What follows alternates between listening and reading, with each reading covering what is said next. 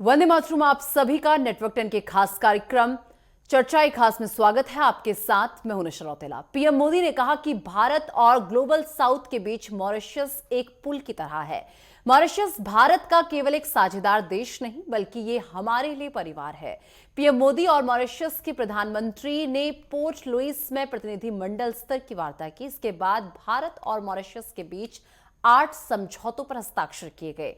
इनमें अपराध जांच, समुद्री यातायात निगरानी, बुनियादी ढांचा सुधार और कूटनीति शामिल है। भारत मॉरिशस में संसद भवन और पुलिस अकादमी बनाएगा और आज इसी विषय पर हम चर्चा करेंगे।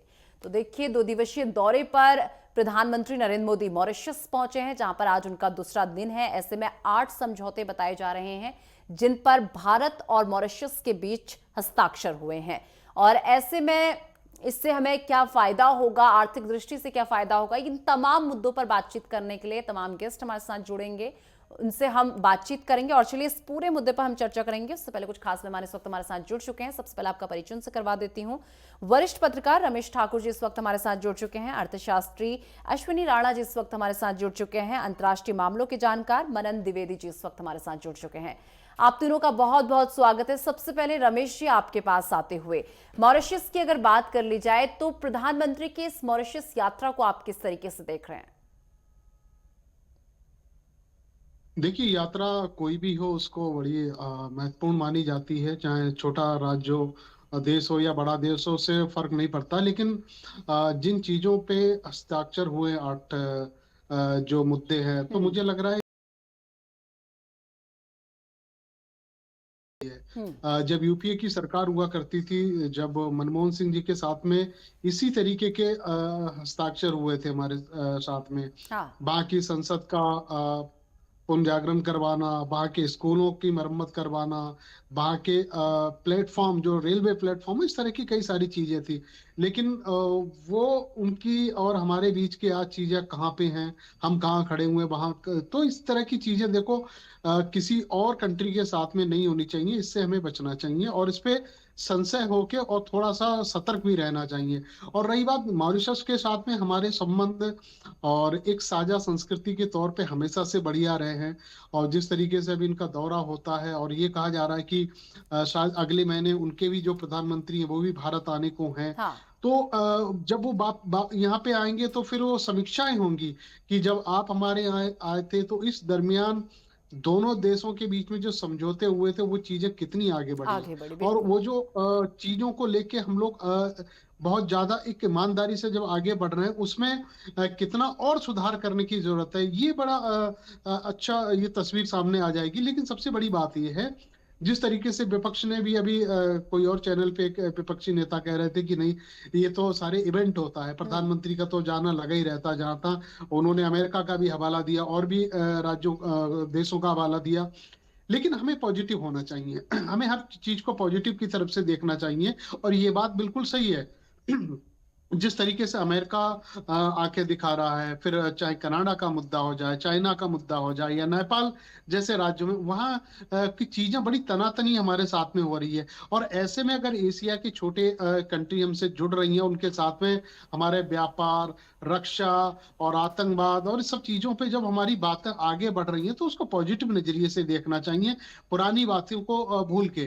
तो मुझे जहां तक लगता है कि जो उनका प्रधानमंत्री का दौरा है और सुखद दौरा है, और जो चीजें हैं बहुत बेहतरीन आगे निकल के आएंगी, और ये कंटिन्यू आगे रहें, यथावत रहें, तो उस पे हम लोगों को नजर रखनी पड़ेगी जी। ठीक है।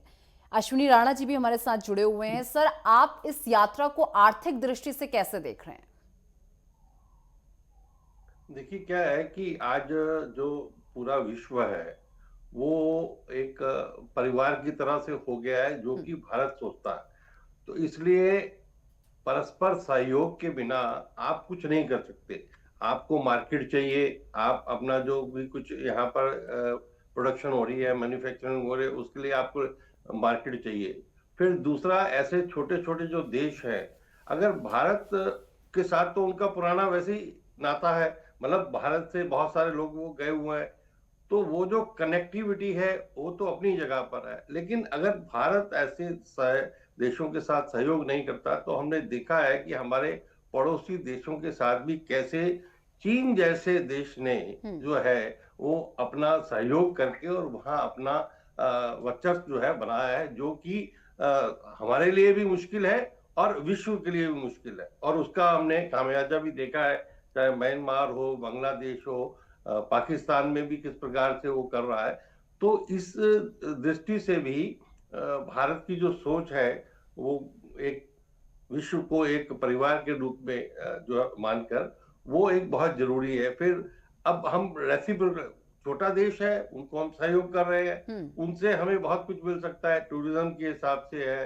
बाकी जो उन्होंने कहा कि एक सेतु का काम करेगा कि जो ग्लोबल साउथ के लिए, तो ये सारी चीजें मतलब कोई, और जो हमारे मित्र कह रहे थे कि अपोजिशन वालों को तो मुश्किल है कि भाई भारत का डंका अगर विश्व में बज रहा है और प्रधानमंत्री उसके अंदर लीड ले रहे हैं, तो उसमें कौन सी आफत है। कोई प्रधानमंत्री का अपना उसमें वो एक प्रतिनिधि के रूप में, देश के प्रतिनिधि में वहां जा रहे हैं, और भारत का डंका अगर विश्व में बज रहा है और लोग सारे जो देश हैं उसको मान रहे हैं, तो उसमें कौन सी आपत्ति है। तो इसलिए इसका अल्टीमेटली अब क्या है कि जैसे टैरिफ वार शुरू हो गया अमेरिका के साथ, तो आपको अपने जो मैन्युफैक्चरिंग है, जो चीजें आप अमेरिका भेज रहे थे वो टैरिफ बढ़ाएगा, तो हमें भी अपनी और मार्केट भी तो ढूंढनी पड़ेगी ना। ये तो नहीं कि यहाँ हम मेड इन इंडिया करके मैन्युफैक्चरिंग करके यही डंप करेंगे, तो हमें मार्केट को भी और जो है उसके लिए भी चाहिए जहां हम अपना जो मैन्युफैक्चरिंग है उसको हम कर सकें। तो इसलिए सहयोग, परस्पर सहयोग के बिना आज विश्व में जो सर्वाइवल है किसी भी देश का, वो मुश्किल है। ठीक है, मनन द्विवेदी जी भी हमारे साथ जुड़े हुए हैं। मनन जी, देखिए, मॉरिशस और भारत के अगर संबंधों की बात कर ली जाए तो क्या कहेंगे, कैसे जो है हमारे रिश्ते हैं, एक बार इस पर जो है आपकी टिप्पणी। सर आप म्यूट है, प्लीज अनम्यूट कीजिए।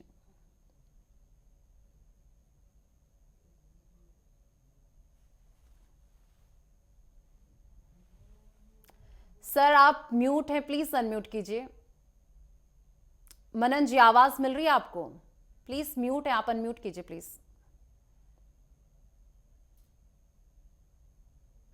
अब मेरी आवाज आ रही है? हाँ जी, मिल रही है आपकी आवाज। अब रखिए अपनी बात। हाँ, मैं अपनी बात रखता हूं।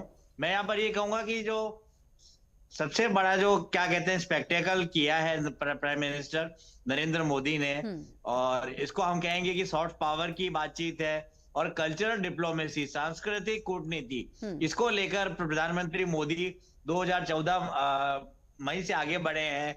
और जैसा कि पहले भी कहा जा चुका है, हम ये देखें कि भारत विश्व गुरु और विश्व बंधु की बातचीत करता हुआ नजर आता है, जहां पर सबसे बड़ी बात देखने की यह है कि 2014 में जब हमारे प्राइम मिनिस्टर का इनॉग्रल हुआ, तो उस समय हम पाएंगे कि neighbourhood policy, immediate neighbourhood policy की बातचीत की गई, और नेपाल, भूटान, मालदीव, यहां तक कि जो हमारा जो एनिमी स्टेट है पाकिस्तान और बांग्लादेश, वहां के राष्ट्राध्यक्षों को बुलाया गया। और सबसे पहले ये बात कही जाती है भारत के सुरक्षा घेरों की। हमारी विदेश नीति और कूटनीति में हम इसे ऐसे समझ सकते हैं कि पहले हम लोग दक्षिणी एशिया के राष्ट्रों के साथ बातचीत करेंगे, उसके बाद जो दूसरी दूरी होगी वो हम मध्य एशिया में जाएंगे, उसके आगे वाली दूरी में यूरोप और अमेरिका, लैटिन अमेरिका, अफ्रीका से बातचीत करेंगे। तो मुझे लगता है कि ये उसी नीति की, उसी विदेश नीति की चेन में आगे की बात है कि मॉरिशस जैसे माइक्रो स्टेट को भी हम आगे ला रहे हैं और उससे दोस्ती करना चाहते हैं। अगर हम इतिहास को देखें तो हम पाएंगे कि भारत 1947 में आजाद हुआ और मॉरिशस 1968 में आजाद हुआ। पर दोनों के बीच कॉमनैलिटी, दोनों के बीच जो कन्वर्जेंस थी वो इस बात पे थी कि भाई उनको भी ग्रेट ब्रिटेन और फ्रांस के अगेंस्ट स्ट्रगल करना पड़ा अपनी इंडिपेंडेंस के लिए, अपनी आजादी के लिए। और मॉरिशस ने भी कोलोनाइजर्स के अगेंस्ट काम किया। तो एक तो ये परिधि है। दूसरी बात ये है कि भारत को, मेरा ऐसा सोचना है, जैसे कि अमेरिका से शिकायत की जाती है, वैसे ही भारत से भी आगे चलकर शिकायत की जा सकती है न्यू दिल्ली डिनोमिनेशन से हम्म। कि भारत को अपना सिक्योरिटी अम्ब्रेला मालदीव, नेपाल, भूटान और मॉरिशस की हम बात कर रहे हैं, तो मॉरिशस को देना चाहिए। और इसको हम देखेंगे कि ट्रांसपोर्ट कुछ जैसे कि पहले बात की गई, हम लोग अपने पार्लियामेंट, वहां के पार्लियामेंट को भी बनवाएंगे। उसके अलावा जो हम बात कर रहे हैं वो ये है कि एंटी टेरर कॉपरेशन भी आगे चलकर होगा, और मैरीटाइम सिक्योरिटी और इंडो पैसिफिक की जो बातचीत है उसके चलते स्वेज कैनाल से पहले Cape of Good Hope Africa से लोग आया करते थे, शिप्स ट्रेडिंग के लिए आया करते थे, तो वो मॉरिशस के पास से ही गुजरते थे। पर जब से स्वेज कैनाल शुरू हुई है उसके बाद से मॉरिशस पूरी तरीके से काफी हद तक मैरीटाइम ट्रेड और उसका व्यवसाय काफी कुछ नेग्लेक्ट कर दिया गया है। तो इन सब बातों के चलते प्रधानमंत्री ने बहुत बड़ी बात बोली। उन्होंने बोला कि जब मैं 2015 में आया था तो सागर की बात मैंने की थी, सागर मतलब safety and security for the region, और अब मैं आया हूं तो एक पार्टनर की तरह नहीं आया हूं, बल्कि मैं एक परिवार की तरह आया हूं। और जैसे पूरा विश्व बंधुत्व की बात मोदी सरकार करती है, दिल्ली सरकार करती है, उसी विश्व सरकार को, उसी विश्व बंधु के विजन को मॉरिशस के साथ भी आत्मसात किया जाएगा। और जहां तक मॉरिशस की बात है, हम ये भी देख सकते हैं कि ट्रेड रिलेशंस इंप्रूव होंगे। हमने उनको ट्रांसपोर्ट प्लेन्स दिए, और सबसे बड़ी बात जो OCI कार्ड्स होते हैं वो वहां के प्रेसिडेंट और उनकी वाइफ को भी दिए गए, ओवरसीज सिटीजनशिप कार्ड्स, और उसके अलावा दिए गए वहां के प्राइम मिनिस्टर को भी दिए गए, और कुछ लोगों को भी दिए गए। तो एक तरीके से भारतीय डायस्पोरा के थ्रू ब्रिज बिल्डिंग कर रहे हैं नरेंद्र मोदी, जिसके चलते हम कह सकते हैं कि 70% जो लोग हैं मॉरिशस में वो भारतीय मूल के हैं, और इन लोगों के साथ जुड़कर भारत और मॉरिशस अपने संबंधों को पार्टनरशिप से लेकर एक परिवार की तरफ ले जा रहे हैं। ये मोदी जी की विजिट का मेरे ओपिनियन में सार है, मुझे ऐसा लगता है। ठीक है रमेश ठाकुर जी, जिस तरीके से बात अगर अब 8 समझौतों की कर ली जाए, खैर मैं भी 2 का ही जिक्र करूंगी। लोकल करेंसी सेटलमेंट सिस्टम पहला समझौता, दूसरा जल परियोजना के लिए वित्तीय सहायता, किस तरीके से देख रहे हैं इन 2 समझौतों को आप? नहीं, देखिए, जल परियोजना जो आप बता रहे हैं ये तो इस समझौते पे बातचीत 2015 में भी हो चुकी थी। और देखो, एक चीज आपको देखना पड़ेगा, यहाँ पे मॉरिशस अगर आप जाओगे तो आपको लगेगा नहीं कि आप शाहजहांपुर में हो या आप दिल्ली में हो। आप ऐसी आबो हवा, खाना पीना, लोगों की बातचीत, सब आपको वैसे ही दिखाई देगा।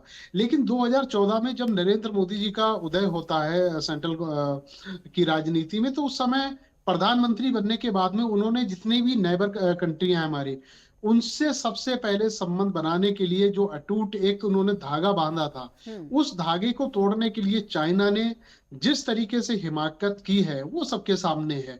और अब देखिएगा, साउथ ईस्ट एशिया के जितने भी कंट्री हैं छोटी छोटी, वो आज भी हमारे साथ में वैसे ही हैं जो पहले थे। लेकिन उसके बाद में अगर आप अफगानिस्तान और इधर मिडल के जितने भी देशों के साथ में आ जाओगे तो वो हमारे साथ में वैसे नहीं है जैसे पहले हुआ करते थे। आप नेपाल को भी आप ले लो, बांग्लादेश को आप ले लो, तो ये सारी चीजें धीरे धीरे बहुत ज्यादा खराब इन लोगों ने की हैं। लेकिन कुछ देश हैं जो हमारे साथ में आज भी जुड़े हुए हैं। विश्व गुरु की बात कही जाती है, डंका बजने की बात कही जाती है, ठीक है, कुछ भी होता है विदेशों में। हमारे साथ, हमारे देशों के साथ में हम कभी ये अपने मुंह से नहीं कहेंगे कि हमारे साथ इस तरीके के हो रहा है, या बाहर जाके हम लोग उसकी बुराइयां नहीं कर सकते। लेकिन यहाँ पे कुछ चीजें देखने की बहुत ज्यादा जरूरत है। वो ये है, जिन समझौतों पे हमें बात करनी है तो उस पे दूसरी जो गिद्ध नजर जो बनाए हुए हैं बाहर के लोग, ताकि बीच में कोई चुगली ना कर पाए या बीच में कोई चीजों को खंडित ना कर पाए, उस पे सबसे ज्यादा नजर दोनों देशों को रखनी पड़ेगी।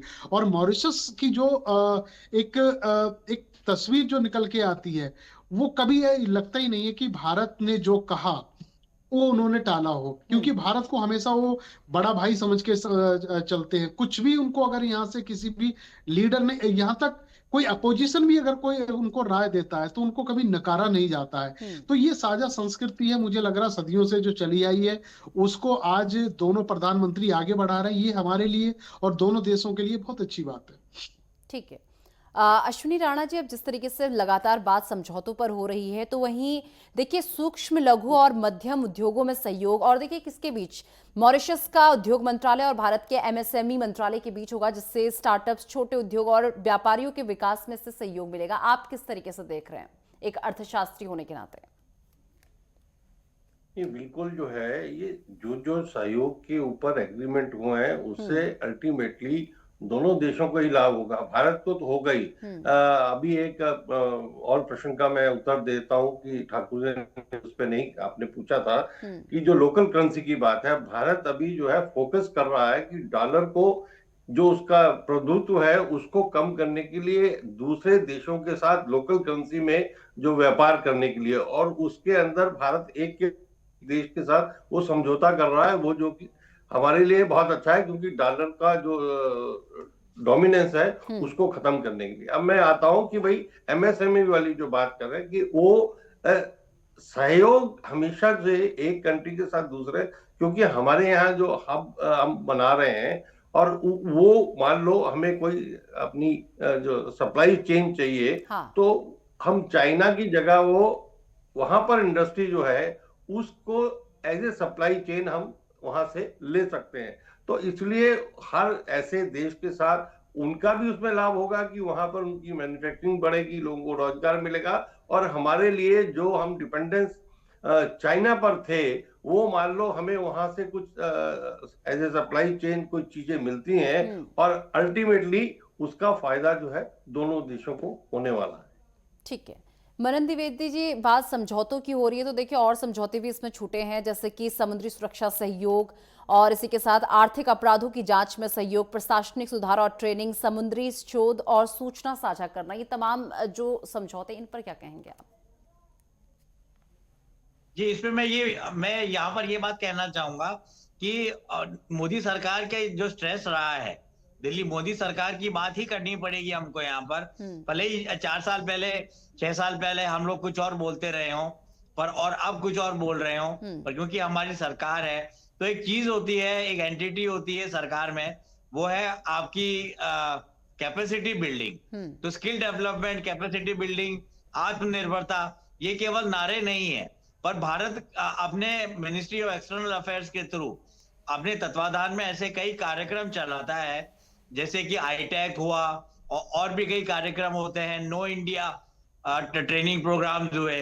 तो वहां पर मॉरिशस के, दक्षिण एशिया के, अफ्रीका के, और जो साउथ के जो कंट्रीज हैं, साउथ का मतलब जो थर्ड वर्ल्ड कंट्रीज हैं, छोटे माइक्रो आइलैंड स्टेट्स हैं, या अफ्रीका के इम्पोवरिश्ड कंट्रीज हैं, उन लोगों की ट्रेनिंग का भी मुद्दा उठाया गया है। और ऐसी बात नहीं है कि ये बात पहली बार मॉरिशस से कही जा रही है, हमारे प्रधानमंत्री ये इस बात को पहली बार नहीं कर रहे हैं, परंतु हम देखें तो भारत में capacity building Nepal, Bhutan, Maldives, Mauritius के सिविल सर्वेंट्स की, सिविल अधिकारियों की काफी वर्षों से होती आ रही है। तो ये भी एक अच्छी पहल थी कुछ वर्षों पहले, और अब इस बात को आगे लेकर चला जाएगा। और मैं यहाँ पर ये भी कहना चाहूंगा कि सागर की बात मैं पहले कह चुका हूं, तो मैरीटाइम सिक्योरिटी यहाँ पर चाइना के कारण बड़ी हलचल हो रही है। और अगर हम चाइना को देखें तो वो क्या करते हैं कि वैल्यू चेन की बात तो पहले हो चुकी है, और वो लोग किसी कंट्री को अपने बॉर्डर रोड इनिशिएटिव से, या सीपैक जो पाकिस्तान में उन्होंने अपनाया हुआ है, उसके चलते पहले वहां के इंडस्ट्रियल, कॉमर्शियल और बिजनेस कॉम्प्लेक्स को वो लोग कब्जे में लेते हैं चाइनीज। उसके बाद उस देश की अर्थव्यवस्था को, उस देश के एडमिनिस्ट्रेशन को पंगु बनाते हैं। तो इस तरह की स्थितियां वो कई राष्ट्रों में पैदा कर चुके हैं। अफ्रीका में भी पाकिस्तान हमारे सामने एक ज्वलंत उदाहरण है, श्रीलंका में भी बहुत स्थितियां खराब हुई।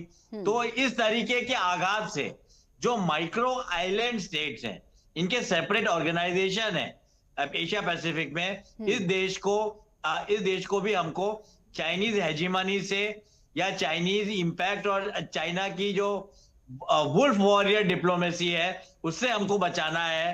तो चीन के बारे में ये बात है। और सबसे बड़ी बात है कि इंडो पैसिफिक जो स्ट्रेटेजी है अमेरिका की और भारत की, जापान की, और जो क्वाड के जो मेंबर्स हैं उन सब की, उसके लिए भी मॉरिशस स्ट्रेटेजिकली काफी इंपॉर्टेंट है, क्योंकि मैरीटाइम सी रूट में ये बीचों बीच पड़ता है। और आतंकवाद, जैसे मालदीव का एग्जांपल अगर हम लें, वैसे मॉरिशस फ्यूचर में भी कहीं ना कहीं इंपैक्ट हो सकता है कि वहां पे 70% भारतीय तो हैं, पर कई इन आर्चिपेलागिक स्टेट्स में मुस्लिम्स भी बहुत है, तो उनको बरगलाना और डीप जिहादी स्टेट का काम करना, इस पे भी भारत को अपने इंटेलिजेंस नेटवर्क से कुछ सुविधाएं और कुछ आशाइशें मॉरिशस को देनी पड़ेंगी। तो इन सब चीजों के बारे में बात होती रही है।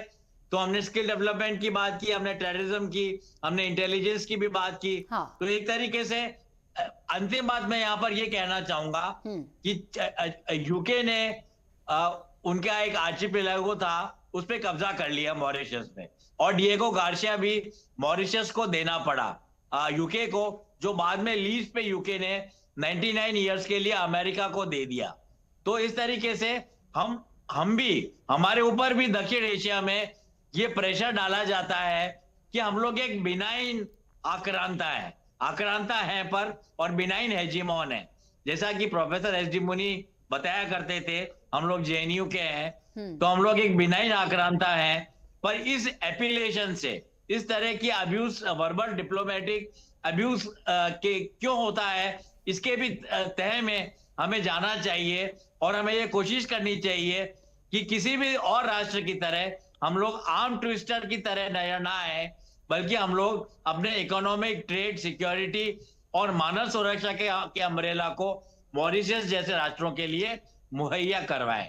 मेरी ऐसी सोच है। ठीक है रमेश ठाकुर जी, आपने देखा होगा कि जब से नरेंद्र मोदी प्रधानमंत्री बने तब से ही हमारे जो फॉरेन रिलेशनशिप है बहुत ज्यादा अच्छे हुए हैं, क्योंकि उनका फोकस जो है बहुत ज्यादा, उनका फोकस जो है फॉरेन रिलेशनशिप को अच्छे करने में लगा रहता है।